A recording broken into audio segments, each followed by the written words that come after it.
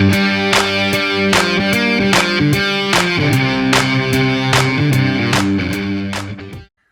all, and thanks for joining us for our Welcome to My Vineyard interview and virtual tour. I'm Andrew Catchpole, editor of Harpers Wine and Spirit, and we've partnered with one of Argentina's best known producers, Argento, to bring you this session.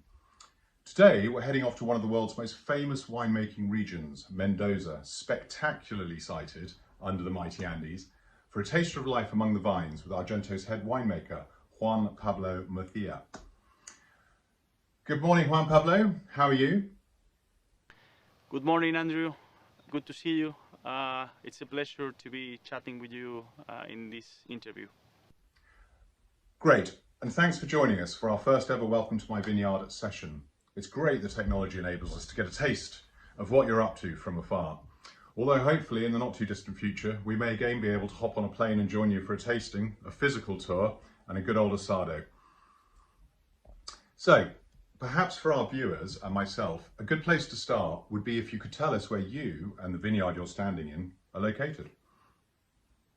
Well, right now I'm in Mendoza, in Luján de Cuyo, but especially in a place called Agrelo, and in the highest part of Agrelo. We call it Alto Agrelo, and this vineyard is above 1,000 meters above the sea level.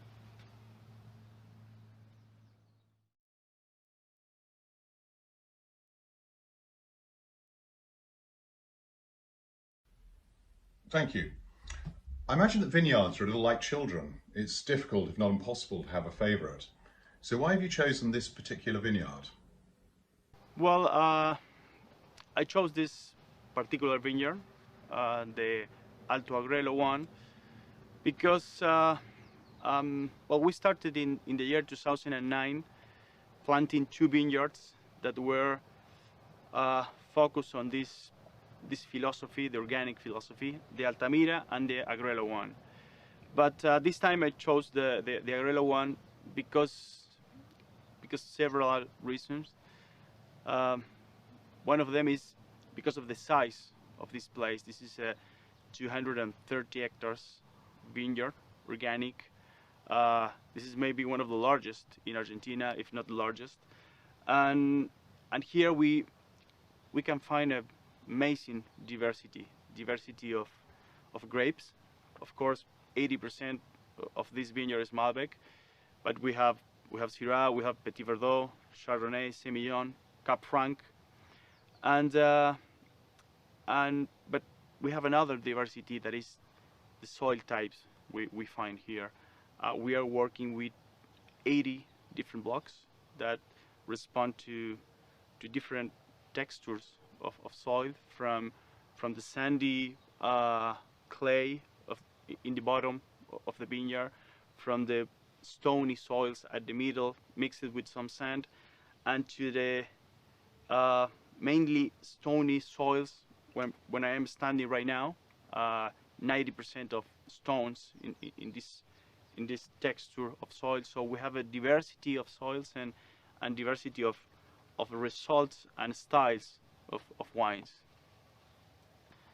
And this vineyard is very special because of the diversity of soils, of textures we can find here, from the lower part of the vineyard, where we can find sandy and clay types of soil, and when we start moving to the upper part, passing from the middle, where we start to find more stony soils mixed with sand, and then at the top of the vineyard, where I actually am right now standing, we have 90% of rocks coming from the alluvial events that have been happening here.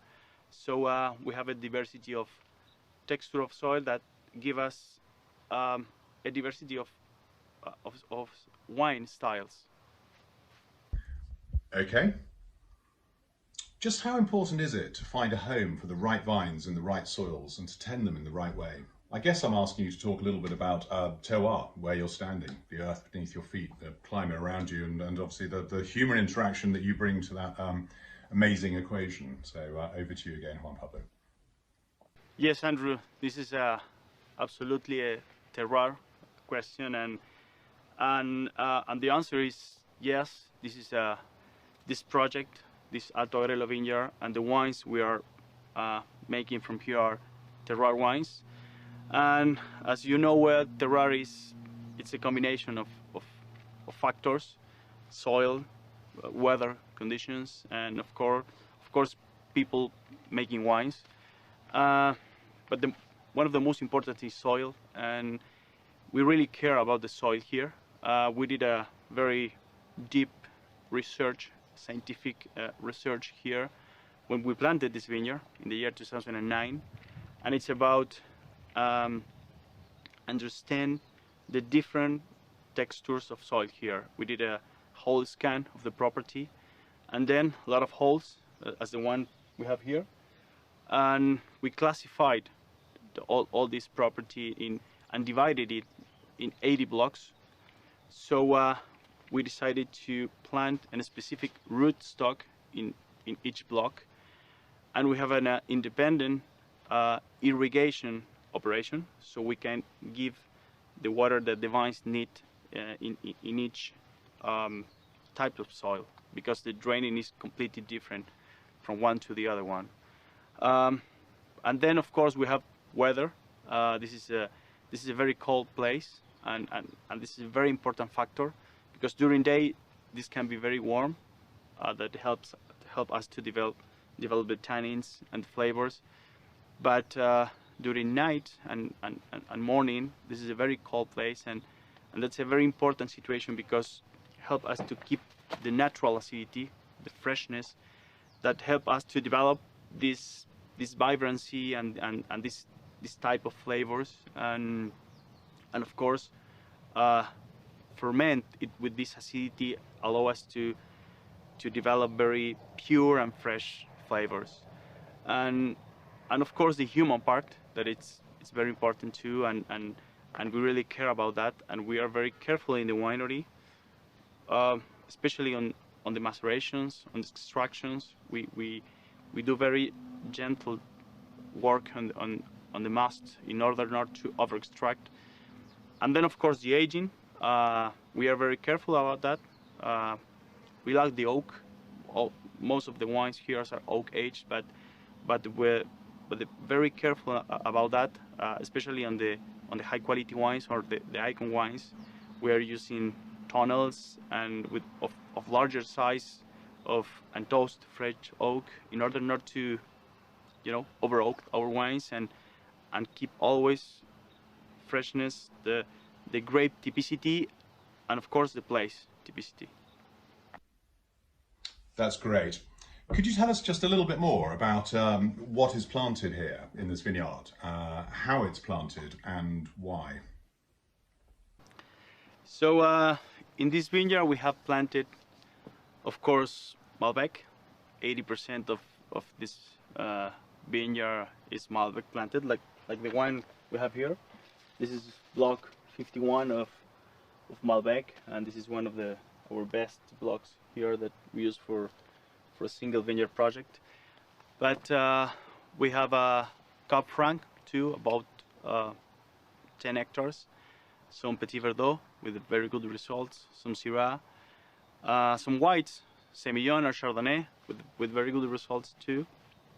And all these grapes are located in blocks, as I said before, and these blocks respond to a specific type of soil with specific rootstock that we adapted to the situation of the soil, in terms of draining, in terms of organic matter. And then we adapt, we select in terms of Malbec all muscle selections from Argentina, and the rest of the grapes are clone selection that we brought from Europe. And of course, one of the most important things here is the density of plantation. In the lower part, we have a more organic and more deep soils. We have between 4,000 plants or vines per hectare, and here in the upper part of the vineyard, where we have more stony soils with a lot of draining, we planted approximately 6,500 vines per hectare. So there's a difference between the two designs. So are there any specific viticultural demands when it comes to tending these vines on this specific site?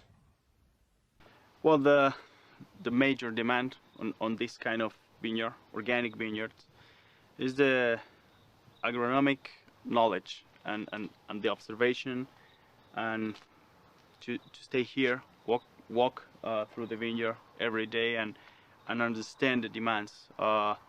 Ants, for example, is very complicated to manage, so we have different techniques by cultivating natural weeds in order to chill the soils and avoid the ants putting the eggs here, and we force them to move to another places.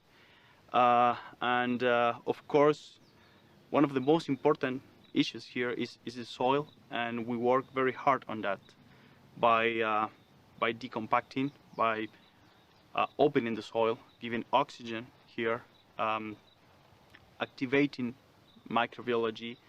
That is, we believe that this is the best way to increase organic matter, natural organic matter, because we are not adding any synthetic fertilizers here, only natural manure. But most important part is to open the soil to give back the natural weeds that we cut here and we reintegrate into the soil.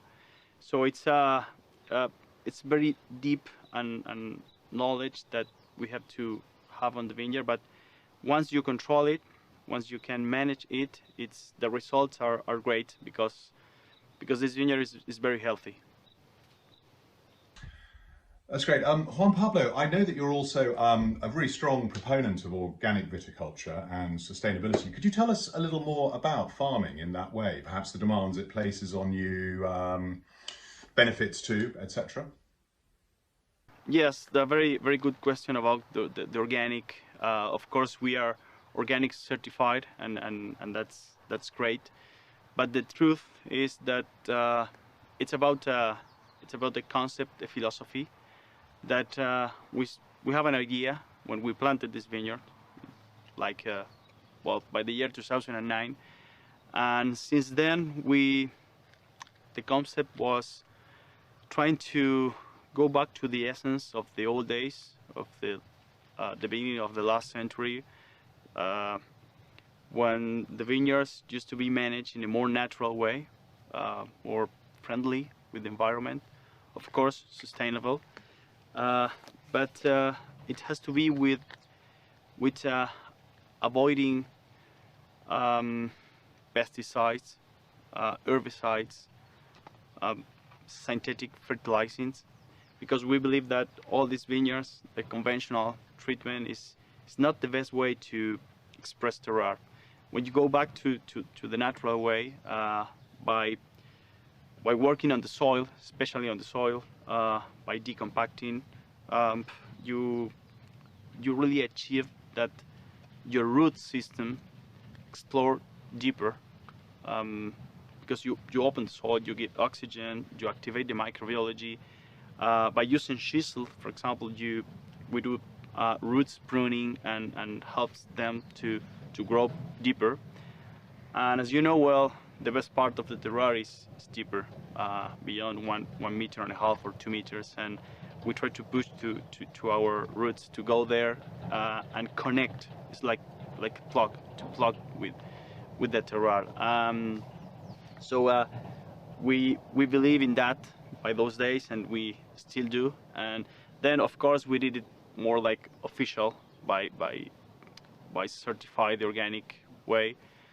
And about the demands, well, at the beginning was a little bit hard, because we went all to universities where we learned about techniques, chemical techniques, and we had to change some of our parameters about managing a vineyard. And it's about what I said, to work on the soil, to use some techniques like use some organic manure, just the skins after pressing it in the winery, and bring it back into the vineyard and dig them. And about the organic demand, the organic management, but mainly it's about knowledge. It's about being here in the vineyard, observing. It's about prevention, to prevent, to be aware of weather conditions, to be aware of pest threats, and anticipate all of these situations. And of course, as I always said about organic management, is soil. We focus on the soil, mainly avoiding herbicides. We cut them. We reincorporate into the soil by digging, using chisels, and we do roots pruning too. And we believe that opening the soil by decompacting, giving oxygen, we activate the natural microbiology of the soil, and this is the best organic matter that we can have. And the results are great, because we are having one of the best results in terms of wine quality in this organic management.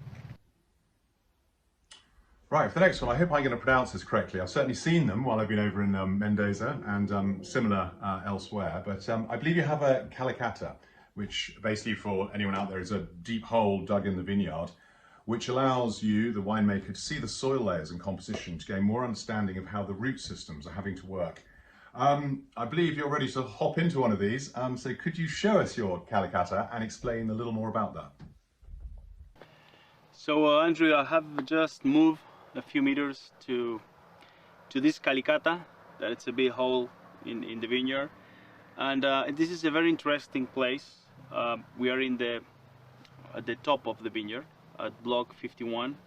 This is a block we use for our single vineyard Alto Agrelo, and this is, if you can see them, you can see the profile. This is 2 meters approximately, and we have a texture, special texture. Here you can see it's very stony.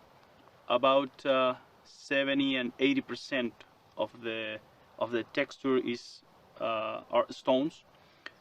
It's a little bit dark there because the humidity. We did this hole yesterday, and maybe we need to get it dry so you can see the real profile and texture. But if you can see here the roots, this is a very nice view of what's happening with the underground with the vine. You can see the roots. They are just going to the bottom of this Calacatta at 2 meters, and this is a very good notice, because we understand that our vines are plugged to the end of the hole where the real terroir is. And this terroir is about this alluvial formation. For example, this kind of rocks. I always say that it's so important to look into the Calacatta, but to look outside the Calacatta, because outside the Calacatta we have the material that was inside. And if you can see here, it's sand with a little bit of lime and 70-80% of stones, like this one.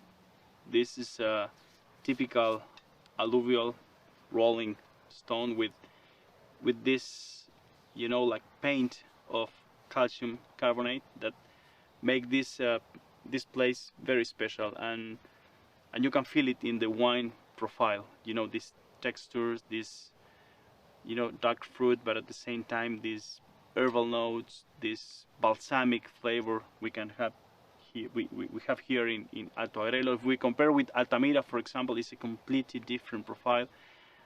So this is what is interesting from here.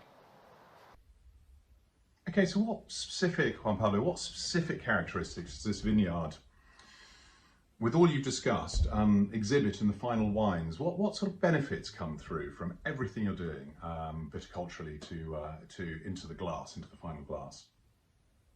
So this is maybe one of the most important questions, how we finish all this process in a glass of wine. And to answer that, we have 3 areas in this vineyard, and we have 3 different wine styles. As I mentioned before, the lower part, where we have a higher percentage of clay and lime, we are obtaining wines with a very high red fruity profile and very soft tannins, great Malbec, juicy, very easy to drink. And then when we start moving up to the middle part of the vineyard, where we start to find more alluvial incidation on the profile with more rocky soils, we start to find more darker fruit profile, more herbal, balsamic, as in Artesano. For example, if you try Artesano Malbec, you're gonna find the description I'm saying now. And then if we move up to the top of the wine, I think this is the place where you can see the finest part of the terroir in terms of texture of tannins, the deepness of the flavor, still the dark fruit, but at the same time very complex, herbal, balsamic, spicy, and with an extra layer of complexity.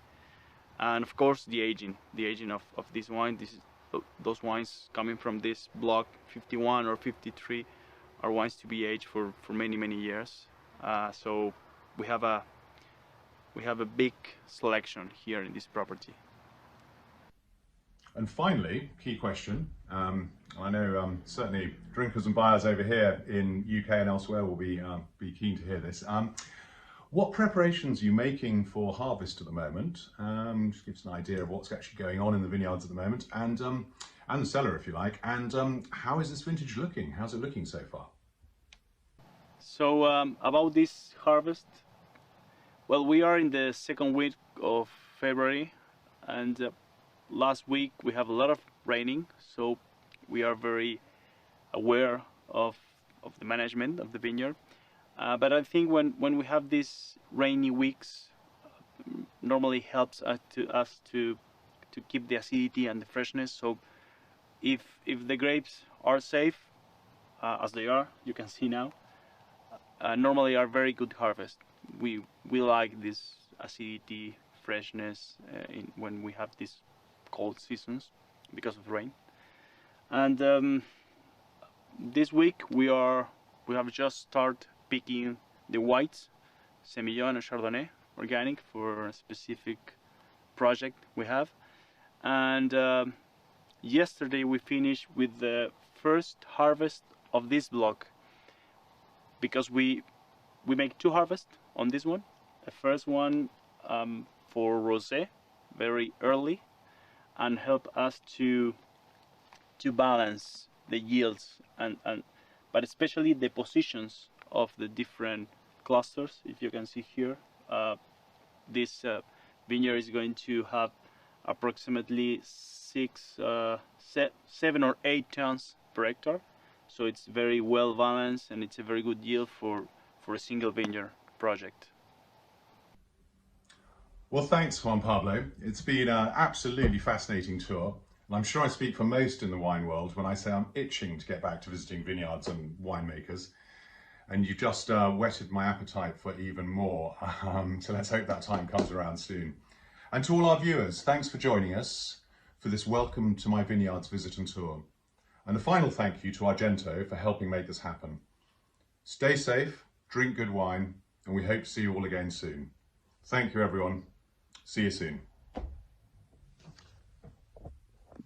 So this is it. Thank you, Andrew. It's been a pleasure to show you the place, to talk about our philosophy, and as I always say, hope to see you here. We are waiting for your visit. As soon as this pandemic ends, we will be waiting for you. Thank you very much.